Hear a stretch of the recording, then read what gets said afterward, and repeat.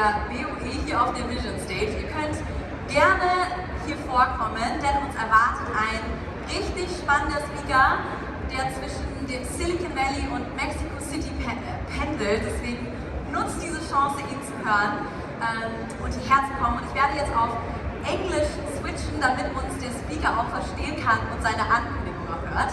A very warm welcome to everyone on the second day. I'm super excited for the first slot, and I see people coming in, which is amazing. Please take your seats, because I think every one of us knows about AI, but not so many of us know about AGI. My name is Rebecca Bogner. I'm an event moderator and host. I do events in German and English, and my topics are innovation and future, because I also have a background in innovation consulting, and I actually also worked in the Silicon Valley just as our speaker does, so I'm super excited for him to come on stage. And he will let us know what the future of AGI might bring, artificial general intelligence. And I think this is something that we see in sci-fi movies, and for some of us, it's something that we cannot wait to come true. For others, it might also feel a little bit like a dystopia when AI can learn and do things across any task just like a human. But I won't give too many glimpses. I just want to properly introduce our next speaker, who is a true visionary, I would say. So I'm very happy to open the vision stage with you, just to give you some of the glimpses. From AI fashion shows in LA, to XR immersive worlds, to talks at Google, at Forbes. He really brings in future wherever he comes. So I'm super excited to welcome you here on stage, Carlos Mats, with a warm welcome and buenos dias.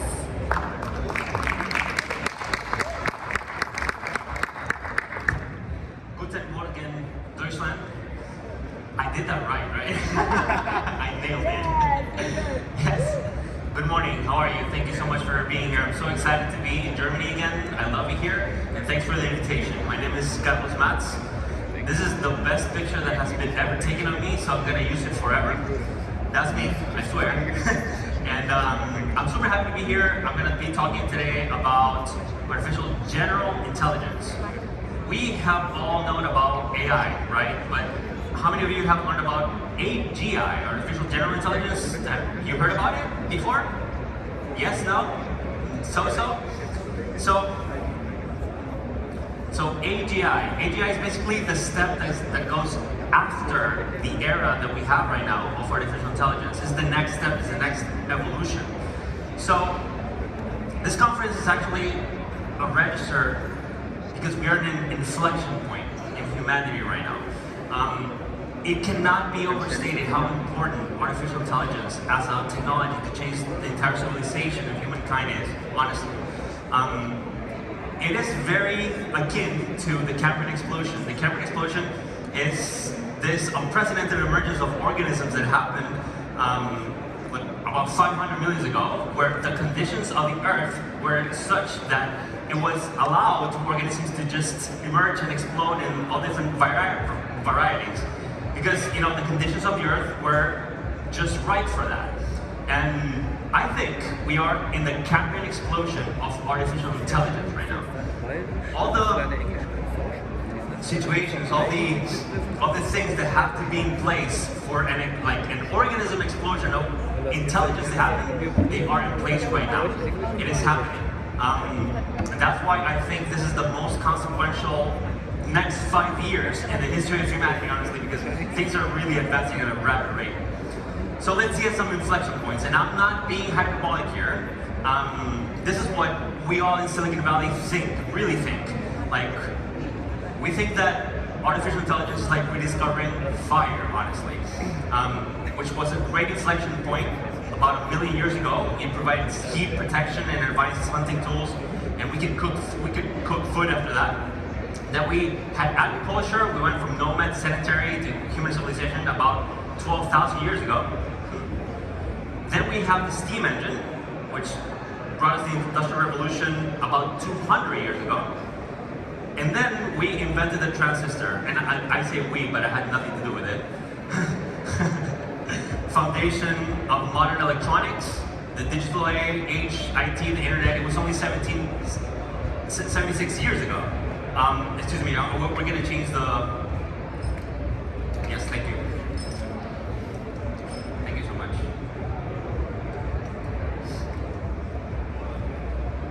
Thank you so much. Did that do it? That? There we go. Excuse me, guys. No, this is not it. Definitely. This is actually okay. Let's not touch it. So, if you notice, these cycles are really accelerating. Basically, we had a million years ago, 12,000 years ago, 200 years ago, 76 years ago, and now we have artificial intelligence, which is today. It's a big inflection point in the human civilization. Why is it an inflection point? Because it really impacts all industries. There's not a single industry where artificial intelligence will impact the development of, just like electricity did, just like fire did. So we believe it is a force multiplier for human ingenuity and creativity. So that's the prelude of my talk, but the main content is we're going to be talking about what it is, what artificial general intelligence is, what is happening, what is coming, and what are we doing about it, basically. So what is it? You have heard the term several times, but really, what does it really mean? So basically, our brain is the most complex known object in the universe that we have found. Like we know more about black holes and deep space than we know about our brain. Some brain doctors say that if everything that we need to know about the brain, I'm sorry, is a kilometer, we have only reached a centimeter. It's super mysterious what we can do with our brains. It's incredible. However, mechanically, we kind of know how it works. Basically, we have neurons that process information, and those neurons communicate with other neurons via dendrites. Right? That's basically the most reductive way we can talk about our brain, honestly. And our brain is a biological neural network. We have large-scale information processing in our brains. Basically, we are like a living computer in which we have data entry through our senses, through our eyes, through our smell, or balance, or sense of touch, temperature. Those are entry points. And then we process them in the brain, and then we have an output, either an action or a decision, right? That's basically our biological neural networks. And artificial neural networks, like AI, they mimic how our brain processes information. So we're super inspired by biology. Biology is, hyper advanced evolution, so we use some of those concepts to actually translate that into digital realms. So you might think that AI is something that just appeared 3 years ago, but honestly, it's been going on for a while. We're standing on the shoulders of giants. Like, it started in the 50s, actually, when Alan Turing, the father of modern computing, basically, he asked this question for the first time, like, can machines think? He asked this 75 years ago, and then Jeff Hinton, the godfather of artificial intelligence, he was the one who invented deep neural networks back in the 70s. So these are deep neural networks, just a series of neurons connected to each other. And to explain a little bit how it works, remember that we were saying that we have inputs, processing, and outputs, just like our brain. And here we have an input of a neuron, we have several layers of neurons processing the input, and we have an output. So to give you an example, for example, let's say that we want to train a car, an autonomous car, to not crash into motorcycles. The way we used to do this way before artificial intelligence is that we would have a huge database of motorcycles that would have all the makes, all the models, all the years of all the motorcycles ever made. And if the machine encountered a motorcycle that was not in its data set, it would not recognize it. It would actually go crash it because it was not in the training data, right? That's how we used to do things. But now, artificial intelligence doesn't learn the individual makes and models of motorcycles. it learns the concept of a motorcycle. This is very subtle. Like, for example, a kid can recognize cars, not because a kid knows all the cars in the world, but because they recognize that all cars have like 4 wheels, they have doors, they have like a trunk, so they recognize those, features, and they basically match with other patterns that they have seen before. So artificial intelligence learns like it was a tile, honestly. What we do now is that instead of having a database full of all the makes and models of motorcycles, we just give them all these structured data and unstructured data as well, with every single picture, every single video, every single mention of what a motorcycle is, and the system learns to identify them by the concept because it has feature extraction. It knows that motorcycles have 2 wheels, they have a seat, they have a handlebar. If you look at from the front, it's like narrow. If you look at from the side, it's like wider. So it learns just like a human would. It understands the concept. So the next time that it encounters an image of a motorcycle that is not in this training data set, it would actually recognize it because it understood the concept of it. Is that clear? Yes, excellent. So basically it learns concepts, yeah? Basically interpretation at scale. Excuse me. Second one. Okay.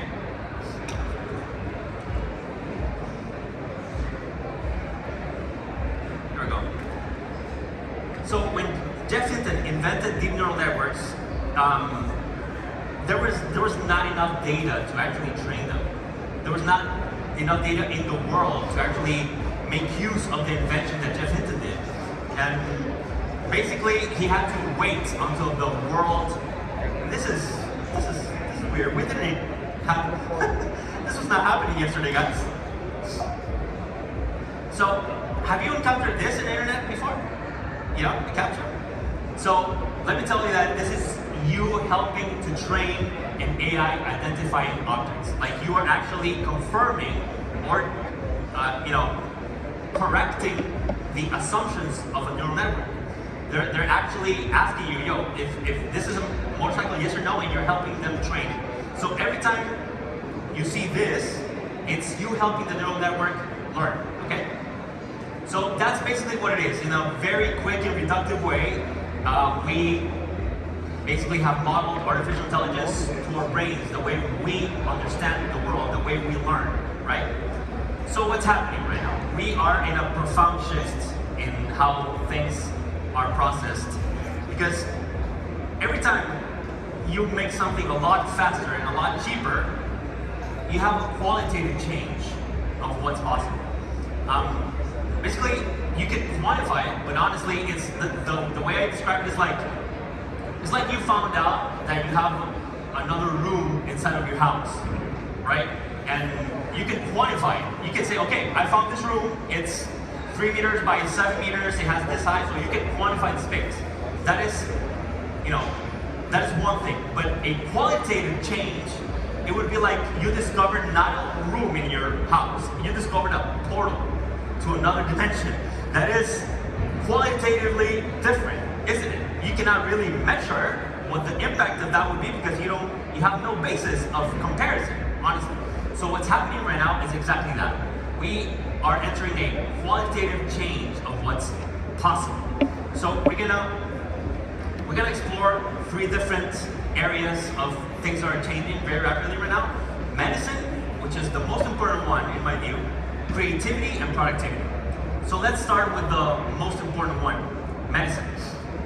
Have you heard about AlphaFold? Has anybody heard about AlphaFold before? This is the most important development in artificial intelligence ever. Since I started giving this conference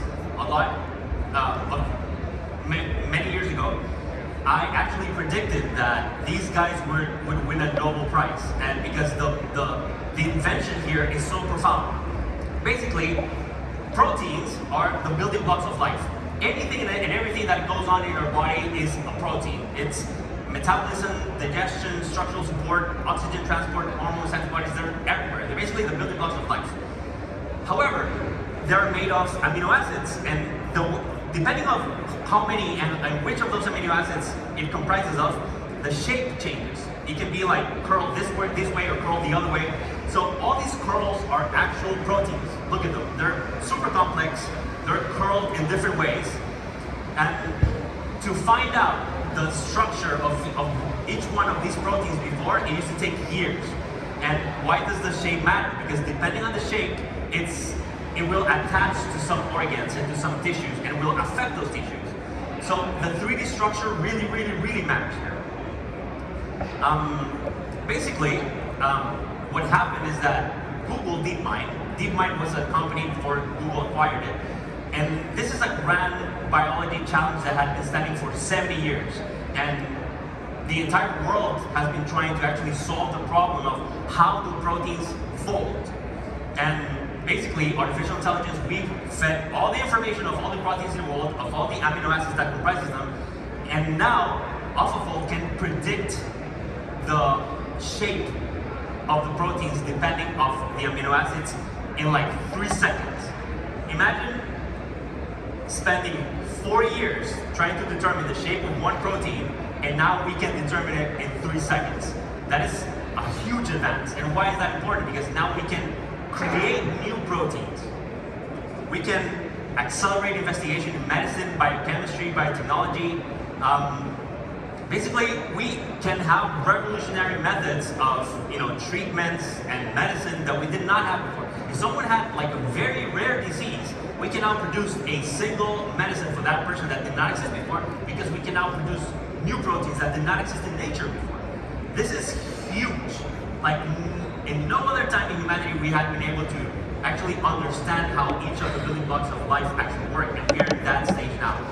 I predicted 4 years ago that Demis Hassabis, the CEO of DeepMind, would have a Nobel Prize in the next 15 or 20 years.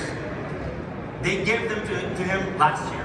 He won the Nobel Prize last year because this is really revolutionary. Thinking 15 years from now, I dare to say, honestly, that because of this invention, because of artificial intelligence, because of what this has been done, it is possible that we can cure all diseases in the near future. That we can cure all ailments, that we can have all types of treatments for people that don't have any hope for treatment now. So this is really a change in the way that humanity works, and it's all about artificial intelligence. We can extend our lifespan for several decades because of it, and this is just getting started. Like this invention happened in 2020. It's only 5 years in. So imagine what will happen in the next 10 years. So I like to start with this one because I like to believe that we will actually solve many of the huge problems that humanity faces right now, and this is the first one. Another example, MIT in Massachusetts, they created an artificial intelligence called Sybil that detects cancer 6 years in advance, and it's 86 to 94% effective.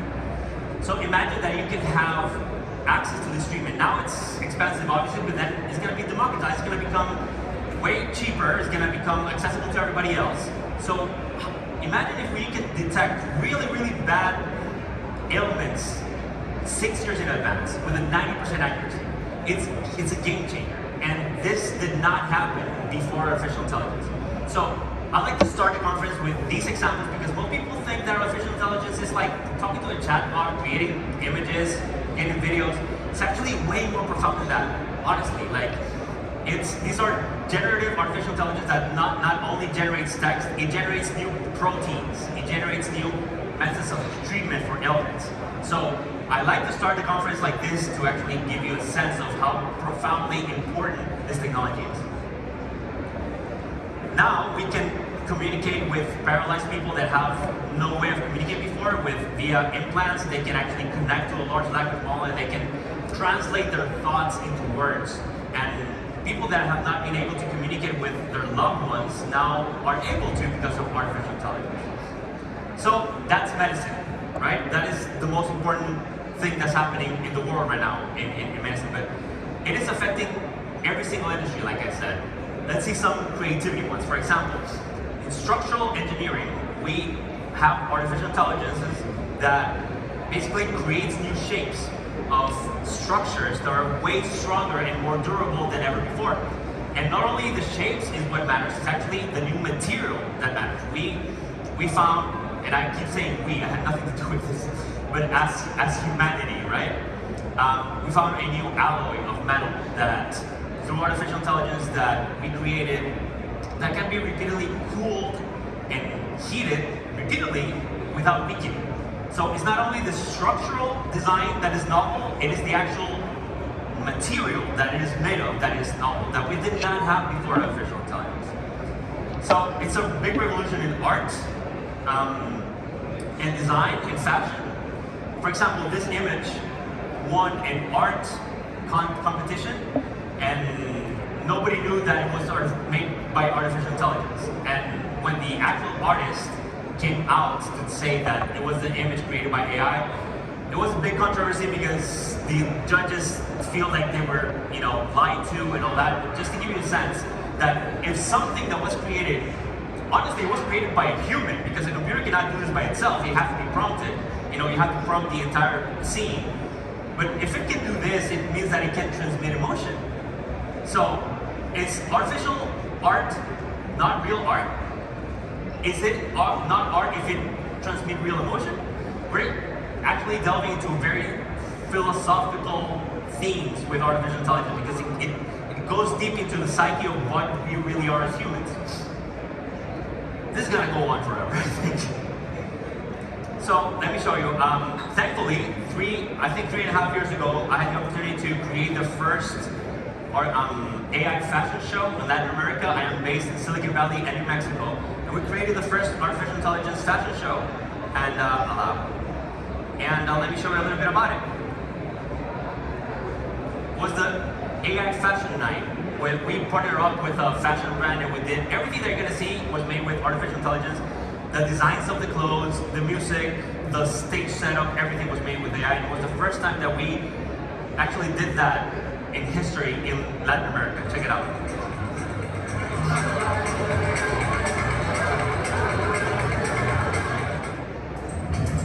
¿Están listos para ver la primera colección diseñada con inteligencia artificial? Con ustedes, colección Lunaria.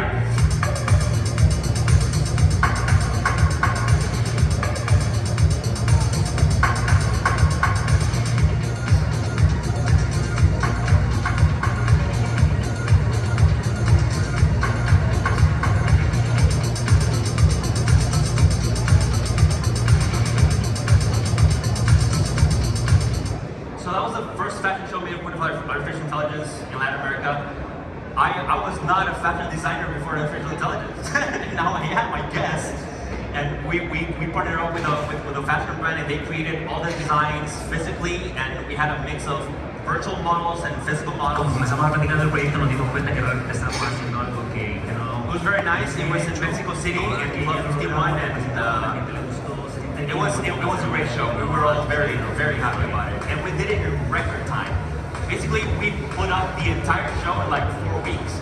We designed everything. They created the pieces. Everything was made in record time because we just accelerated everything greatly with artificial intelligence, right? So that's one of the projects that we have done with AI. Now with video, you can record yourself and basically put a filter on you that looks like a cartoon. So for people that couldn't draw before, now they can just record themselves, and they have a cartoon now. So the barrier of entry to create things has just collapsed. There's no barrier of entry at all for anybody to do anything anymore. Even the music we created with artificial intelligence in that show, and everything is changing. For example, since I started giving this talk, I predicted that in less than 5 years, in video games, there's going to be a video game that nobody designed, but it's going to be generated on the fly. Like, as you play it, the world's going to be generated for you, and it's going to be 100% personalized. We predicted this like 3 to 4 years ago, and basically 3 months ago, Google came out with Genie 3, which is exactly that. Basically, it's a world that they didn't design. You just prompt the world, and as you advance through the world, it generates itself. And you know, it can be consistent. Like if you have a tree on the left and you look away, you look back, the tree's still there. So it has object permanence now. So basically, all the things that we predicted to happen like 7 to 10 years ago, they're happening very quickly in the past 2 years. So as I said, the barriers of entry are non-existent anymore. There's a huge democratization of AI tools. We have very big creative individual empowerment now. There's a lot of open source platforms where anybody can experiment and improve. There's free courses. Honestly, AI is the most accessible technology that we've ever had in order to learn for free. You can learn anything and everything in the internet, especially AI tools. And all you have to do is know what tools to use and how to prompt them. You know? It's like talking to a human, basically. So we're entering a new era of democratization. So my message is that, as I said, we are in the perfect moment to capitalize with artificial intelligence right now. All these tools are either super cheap or free in a lot of the cases. And if you have any, desire to be a creative person, now there's basically no excuse. You can create full films in like half an hour. I am a filmmaker as well. I made my film in Amsterdam like 10 years ago. It took me a full year to produce 9 minutes. And now I can make my film in 30 minutes with artificial intelligence. So, as a matter of fact, I should do that exercise, just to recreate my film with artificial intelligence to see if it's better. So, productivity. Now we are in an age of intelligence on demand. Like, intelligence is gonna be super cheap. The price for a token is dramatically decreasing. And when OpenAI released ChatGPT, this was my tweet. This was my feeling when I first used ChatGPT. I thought that we were talking to an actual oracle. Like, it's honestly before and after. It's just like the iPhone. Like, everything changed after the iPhone. Everything changed after ChatGPT. And we're actually living science fiction life, honestly. It took ChatGPT to get to 1 million users in 5 days. It took Netflix 3.5 years to get to 1 million users. So this technology is very profound and super useful. Check this curve. Like, it took ChatGPT 5 days. That is basically just a straight up line. It's not even a slope. It's just a line. It's crazy. So what happened that allowed this transformation to happen? It's basically Google invented one single technology. It's called the transformers. It's a new architecture of neural networks. They invented it in 2017. It was a scientific paper that is super famous in Silicon Valley. It's called Attention is All You Need. And the transformer is an architecture to actually give context to neural networks. That's the whole transformation. That's a whole revolution that we are right now. We invented how to give context to neural networks. And that's the architecture of that transformer. When you hear ChatGPT, the T is transformer. Okay, that is the key invention that Google invented in 2017. And then, the first successful application of the transformer architecture is what we call large language models, the LLMs. But honestly, I think that's large language models are misnamed. Like, it's not only about language. Like, we have learned now that they not only produce text, but they produce video, and they produce proteins, they produce anything. Like, honestly, it should be large token models, because it's more broad, it's not only language. But the name stuck, and now we're just with LLM because of historical reasons. But honestly, it's large token models. And then, the biggest invention that OpenAI did, remember that the transformer was invented by Google, but who actually implemented first was OpenAI. And what they invented is a new way of a new training method. It's called reinforcement learning with human feedback, RLHF. They say that this type of intelligence is like this alien intelligence that we have just invented and created, right? But the way we communicate with it is that we put a little mask on it so that we can actually communicate with the alien intelligence. That is the invention that OpenAI did. This is RLHF, reinforcement learning with human feedback. We have this way of interacting with that alien intelligence. So those are the key inventions that we had. Basically, we invented the transformers, and then the new algorithm that is large language models, and then a new way of training those algorithms, those models with RLHF. So those are the key innovations that happened since 2017.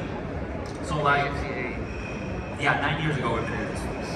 So what are the problems that we have? We have a lot of problems with artificial intelligence. As you know, like you have to actually double and triple check everything because none of them are 100% accurate.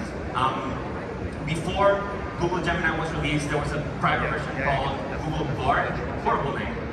And when they launched it, they made a demo of the technology and they asked it like they asked it a question about science. They asked like what was the first time that we saw a planet or something, and it responded that the first time we saw a planet was 30 years ago, and that was incredibly incorrect.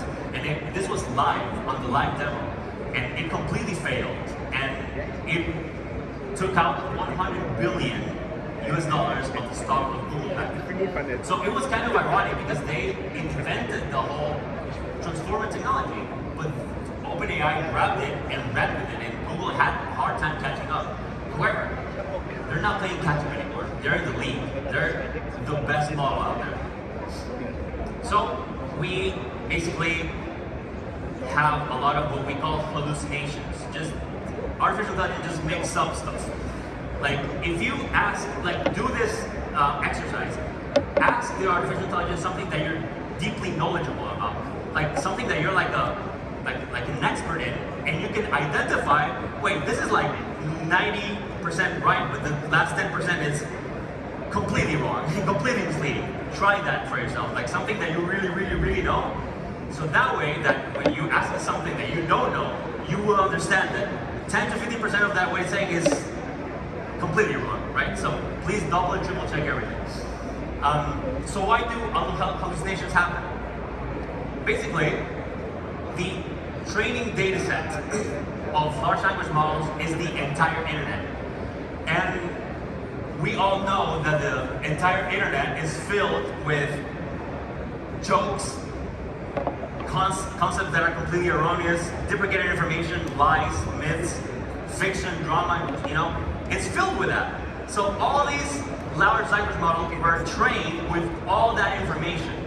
So that is why curation is the most important thing in training large language models. Because, you know, what we say is that garbage in, garbage out. You have to actually be really mindful about the type of information that you use to train your models so that the accuracy goes up, right? So that's what we have like secondary training now, because all the errors from the first training you have to be, you know, corrected. So when you train large language models with the internet, you get a lot of hallucinations. That's why you get large language models saying that I will not harm you unless you harm me first. I mean, imagine if your toaster starts talking to you like that. Like, you're gonna be super spooked, right? But it's because the training data set was not completely accurate. So basically what's happening is that we're looking at ourselves in a mirror. Like when the artificial intelligence says something weird back at you, it's basically reflecting all human knowledge back at you, and we're not recognizing ourselves. That's gonna change though. Like, large language models are getting way more accurate these days, so that's changing rapidly. So AI puts the entirety of human originality in history at your disposal. All of it. Imagine that you have Einstein or Mozart right beside you, and you will have them for the rest of your life. Like, from now on, intelligence is going to be embedded in every device that we use. So, yeah, this is a huge change. So that's what's happening. Then what's coming? Basically, and this is kind of sad, honestly, because I think that the internet is one of humanity's greatest inventions. Sadly, we are leaving the human internet behind, and now we're entering an age of the AI internet. Like, AI agents are talking between each other, and they are retrieving information for you You don't have to go to websites anymore. They do the summarizing and the bidding for you. And most of the things that you see posted online now, it is predicted that we passed the threshold that 50% of the content is AI generated now. Like humans are not producing most of the content of the internet now. So the next time you see a video on the internet that makes you mad, angry, sad, or happy, you have to actually be really mindful and think about the validity of that piece of content, because we have no way of recognizing fake content to real content anymore. It is indistinguishable. There's no way that you can tell. Even if you put it through other artificial intelligences to actually detect, it's like, no, it's undetectable. So the whole fabric of reality of what is true, what is not, is actually ripping apart, honestly. So it is my suggestion that what I did with my family as well as I told my family, listen, if I call you and you think it's me on the phone, even if I call you on a video call, you have to ask me for a secret word that only my family and I know. Because there's a lot of scammers going on that impersonate you with your voice, with your likeness. They act like you, they learn from you, and then they call your family, and they can extract money from your family. You can have a really bad time, a lot of anxiety, and it was never you. It was somebody else that was trying to impersonate you. So please tell your family to have a secret word so that you're not in this position, because it's been happening a lot in the States and in Latin America. Have you heard about Neuralink? Yeah? Neuralink is putting basically artificial intelligence in your brain. And, paralyzed people now are able to control computers with just their thoughts. These patients, the first time, within the first hours of they getting the implant, they started playing not Tetris, not Pac-Man. They started playing Call of Duty with their brains just by thinking about it. This is insane technology, and it is like this right now. Eventually, it's going to be miniaturized, and eventually, we're not going to need surgery for it. So this is actually coming very, very, very soon. Wearables are coming very soon, like live translation. It's coming super fast. We are entering the age of robots now. Like, there's gonna come a time where you look around and the robot is just walking around and it's gonna become normal for you. It's gonna happen in the next couple of years. You're gonna start seeing actual robots doing the work of people, actual robots doing companionship, robots talking to people like they were actual humans. And yeah, I mean, it's actually incredible that we're living these times. Like, these entities are gonna be around us. Everything that moves, everything that is an appliance is gonna have some sort of intelligence. You're gonna be able to talk to everything, and they're gonna understand you. They're gonna predict your movement. Like, for example, Disney is creating these animated household objects. Like, for example, have you seen the Pixar lamp that moves? That's actually a real thing now. You can actually buy the Pixar lamp, and it looks at you. It has like emotions, and it knows when you have a bad mood or a good mood. That's gonna start happening with everything, not lamps, only lamps, but imagine you're a toaster asking you if you're okay. That's kind of what's gonna happen. So robots are gonna be everywhere. There's a lot of chip innovations now. There's a lot of talk that NVIDIA is it's one of the largest companies in the world because they created the GPUs, the graphic processing unit. They're really good for crypto and for artificial intelligence, but actually GPUs are made for video games. They just happen to work for crypto, and they just happen to work for artificial intelligence. But they're not actually made for any of those. So the actual hardware innovation that's happening right now is that we're making chips that are specific for artificial intelligence. Because artificial intelligence is like matrix multiplication glorified, basically. And these TPUs, tensor processing units, that's all they do. They do matrix multiplication, which is specific for artificial intelligence. So these chips, which only Google has them, by the way, they are super efficient. They basically get like 90% less energy than the GPUs. So not only the hardware is being optimized greatly, but the software is being optimized incredibly. Like for example, you remember that OpenAI invented a new way of training artificial intelligence?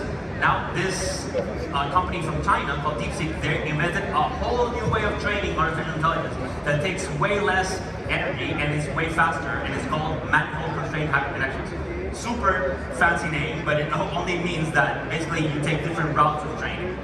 And this reduces the workload of training up to 90% as well. So we're seeing a lot of optimizations in hardware and in software. But the actual constraint in this, race of intelligence superiority is actually energy production. That is the actual bottleneck. And for energy to produce, you need a lot of water. So what is happening? Like China has way more production capacity than any other country in the world. So what are we gonna do? Like we cannot just start up a new power plant like that tomorrow. We don't have fusion energy yet, sadly. So what are the crazy minds of Silicon Valley thinking about now? Yes, we're sending data centers to space now because we have a lot of bottlenecks in terms of energy production. So that ship right there is SpaceX's most advanced ship. It's called Starship, and this is a new startup in Silicon Valley called StarCloud. The idea is that if we're constrained with energy down here on Earth, we're not constrained in energy up in space because we can have huge solar arrays, and we can use the 100% of the solar arrays to actually power the data center. And we need a lot of water to cool these data centers, a lot of water. And up there, we're not going to need any water because we're not going to need any cooling. So this actually makes sense, you know what I mean? So, oh no, we're not going to need any energy production. The sun is the best energy production object ever. And we're not going to need any cooling because you don't need cooling in space. And we're only going to transmit, we're going to do the processing in orbit, and then the answers are going to stream back down to Earth. That's the new idea, because we have this bottleneck in energy production these days. Sadly, fusion energy, which is creating a small sun on Earth, is not there yet. However, artificial intelligence is really helping in the development of fusion energy. We always say that fusion is 30 years away. It's been 30 years away forever, right? But now, these days, artificial intelligence is really helping in the containment of that plasma. Like that plasma is so unpredictable that we haven't been able to actually crack how to harness it. But now with AI, we are able to actually control it and harness it and use it. And one of the things that is going to happen in the next few years, because all of this stuff is going to be generated by artificial intelligence, and you're not going to know what is real and what's not anymore. So I am happy to tell you that in-person events are going to boom. Like we crave as humans authenticity. We crave human connection. And the only way these days to actually get that is in person, because authenticity can be replicated through artificial intelligence. Like you can create an artificial intelligence that talks like a human, has empathy like a human, looks like a human, and you might feel connection, but when you want the real thing, the only way to actually get it is in person. So the industry of in-person events is actually going to boom. And then we go to the actual name of this conference. Is called AGI, Artificial General Intelligence. So what is AGI now? What we have right now, in this current moment, is what we call narrow AI. It's an artificial intelligence that is only good for one thing. It's good for generating text, or good for generating proteins, or good for generating video. They're really narrow, very specific, right? So eventually, let's say all these are the domains of human endeavor, and the ones in white are the ones that artificial intelligence are actually better than humans at. Eventually, and it is evolving rapidly, there's going to be more things that artificial intelligence is better than humans, and then more things that artificial intelligence is better than humans at, where eventually we get to general AI, which is basically a new dimension of understanding of the world. Like, it's gonna have the processing power of a human. Like, it can learn like a human. It can do any economically valuable activity that a human would. That is general artificial intelligence, AGI. What does this mean? AGI has the potential to revolutionize how we approach the most fundamental questions in science.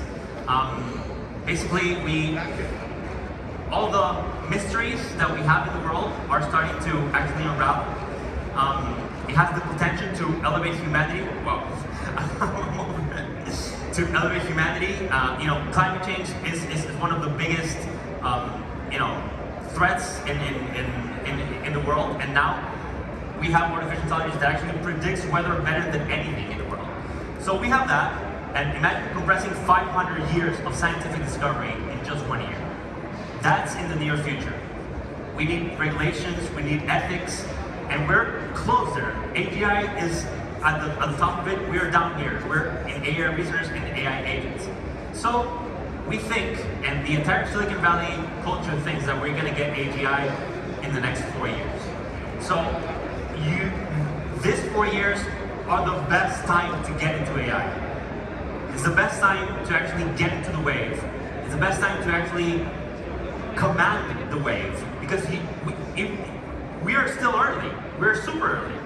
Like, eventually we're gonna have all these systems embedded in all of our devices, and it's gonna be a whole new world. So to end the presentation, I'm gonna show you what we are doing about it. Do you remember Jarvis from Iron Man? Anybody saw that movie? Remember Jarvis? Okay. So, I'd like to open a new project file, index as Mark II. Just give you a little update. Shall I store this on the stock industry and send it over to Facebook? Just don't know the interest right now. Till further notice, why don't you just keep everything in my private server? Working on a secret project on this. He's basically vibe coding. If you remember the term vibe coding, this was in 2009, and now we do that all the time. Let me introduce you to Ika. This is my AI platform. We basically created Jarvis in real life.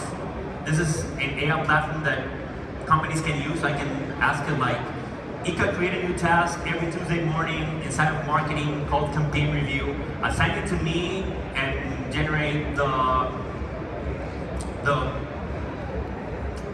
report for all the team. Here you go. There you go. It creates the recurrent task and it actually executes the task for you. Ika, show me my development task for the week. Done. There you go. Ika, create a new node inside of sales called outbound and assign it to me. Node created. So you can actually talk to the system like a human. You can go, show me all the sales discrepancies for the US pharmacies of last month.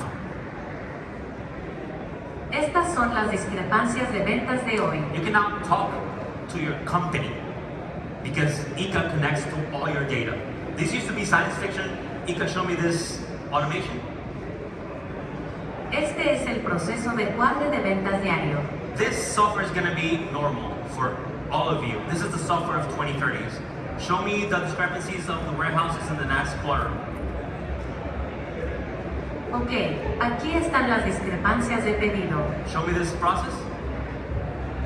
Este es el proceso de crédito por diferencias en pedidos. So a new era of software is here, and it's thanks to artificial intelligence.